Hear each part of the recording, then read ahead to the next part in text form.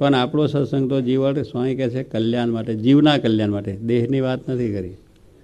આ સત્સંગ કરવો છે જીવના કલ્યાણ માટે, કે જીવનું રૂડું કેમ થાય એ માટેનો સત્સંગ છે.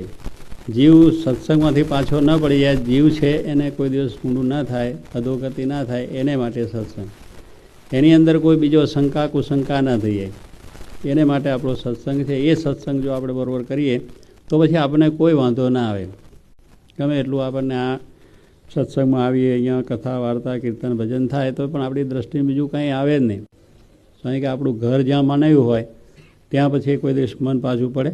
ઘરમાં જેમ આપણે માની બેઠા છે કે આપણું ઘર છે, એમાં બહેરા છોકરા કુટુંબ આપણું માને ના માને, આપણને કંઈ ગમે તેમ આડું અવળું બોલે તો આપણા મનમાં કોઈ ધોખો થતો નથી.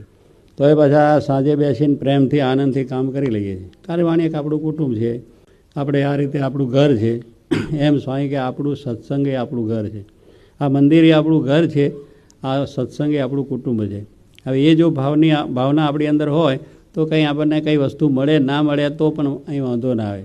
કદાચ કોઈ બોલાવે ના બોલાવે તો વાંધો. ઘરમાં કોઈ બોલાવે છે આપણને, આખો દાડો મહેનત કરો તમે અને ઘરે જાઓ સાંજે તો ફૂલ માળા લઈને ઊભા રહે છે કે આવો પધારો, થેન્ક યુ વેરી મચ, તમે બહુ સારું કામ આખો દિવસ કરીને આવ્યા.